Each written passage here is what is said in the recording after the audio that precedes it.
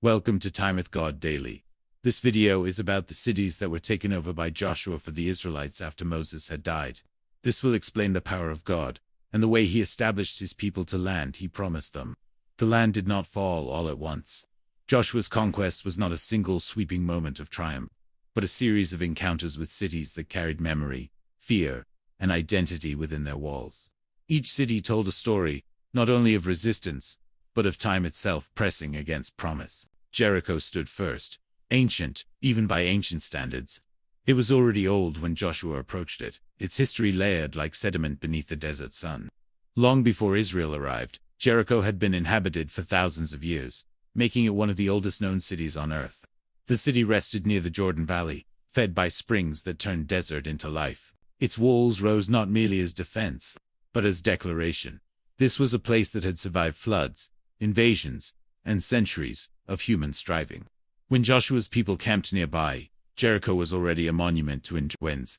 The Bible describes Jericho as tightly shut, sealed in fear. Archaeology confirms that it was heavily fortified at various points in its history, with massive walls built of stone and mud brick. These were not symbolic barriers. They were real, engineered defenses meant to stop armies. Joshua did not assault Jericho the way armies usually did.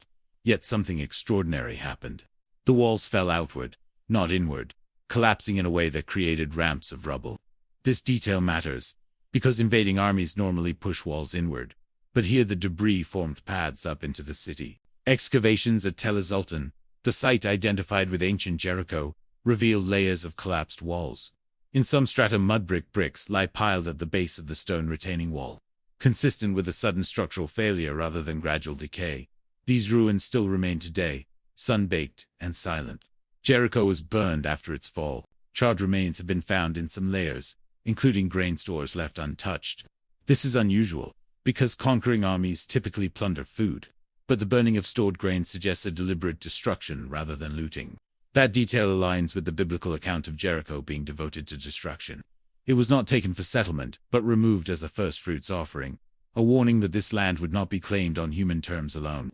Jericho became both a victory and a boundary. Even today, Jericho's ruins remain visible. Visitors can stand where walls once rose and see the tell layered with centuries of habitation and collapse. The city was rebuilt many times after Joshua, but the ancient layers still whisper of a sudden fall. After Jericho came Ai, smaller, but no less significant. Its defeat was delayed, not by military weakness, but by disobedience within Israel's camp. When Joshua first sent men against Ai, they fled in shock, unprepared for failure. Ai's fall came only after hidden sin was exposed. This moment reframed conquest as spiritual, not merely territorial. Victory depended not on numbers, but on alignment with God's commands. Ai's ruins, often associated with sites like Et Tel or nearby locations, shows signs of destruction and abandonment during the Bronze Age. Though scholars debate the exact identification, the pattern of settlement and collapse in the region reflects cycles of conquest and desertion consistent with the biblical narrative. From Ai, Joshua moved through the central hill country. Cities like Bethel, though not always detailed individually, fell as part of a broader campaign that cut the land in half. This strategy isolated northern cities from southern ones. The southern campaign brought Joshua into conflict with coalitions of kings. Jerusalem itself appears in the record not as conquered immediately, but as a center of resistance. At this stage, it was ruled by a king rather than fully settled, as Israel's capital. Joshua struck cities like Makkedah, Libnah, Lachish, Eglon, Hebron, and Debir. Each was fortified, each held strategic value, and each represented a stronghold of existing power. The text emphasizes that these were not random towns, but centers of influence. Lachish, in particular, stands out archaeologically. It was one of the most important Canaanite cities, second only to Jerusalem in Judah's region. Excavations at Tel Lachish reveal massive fortifications and layers of destruction. The city was burned and rebuilt multiple times across history. Later, Assyrian reliefs even depict its siege centuries afterward, showing its continued importance. Joshua's campaign represents one of the earliest major disruptions in its long story. Hebron carried ancient weight. It was associated with the patriarchs, a city of memory as much as military value. Its capture symbolized not just conquest, but inheritance, returning to a lineage, long promised the land. Debir, sometimes called Kirioth Sefer, meaning city of books, suggests a center of record-keeping or learning. Its fall signaled the dismantling of administrative and cultural centers, not just military ones. Joshua's northern campaign culminated at Hazor. Hazor was massive, far larger than Jericho, ruling over other cities like a capital. Its king led a coalition that threatened Israel's progress. Hazor's destruction is among the most archaeologically dramatic. Excavations show a violent destruction layer, with charred palaces, smashed idols, and toppled walls. The city was burned and abandoned for centuries afterward. This matches the account that Hazor alone was burned among the northern cities. Joshua broke its power completely, ensuring it would not rise again to dominate the region. Unlike Jericho, Hazor was not left untouched by plunder. Its destruction appears thorough and strategic, aimed at eliminating centralized resistance. Not every city was destroyed immediately. Some, like Jerusalem, Gezer, and Jebus, remained partially unconquered for generations. Joshua's role was to break major power centers, not instantly occupy every settlement.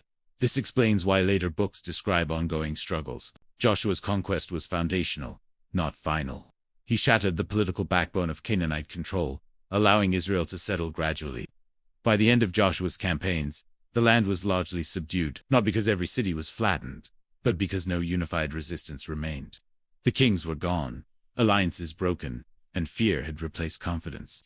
Archaeology shows a pattern of disruption across the Late Bronze Age. Many cities were destroyed, others abandoned, and new, simpler settlements appeared in the highlands. These new villages lacked luxury goods, suggesting a different culture taking root. These settlements aligned with Israelite patterns.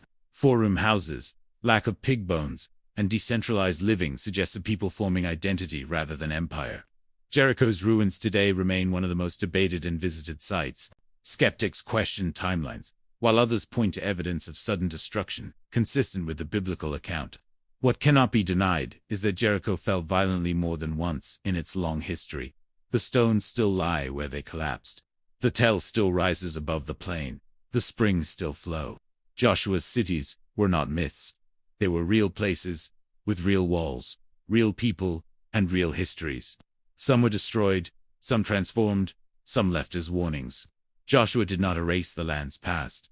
He redirected it. Today, when visitors walk among these ruins, they see layers upon layers of human ambition.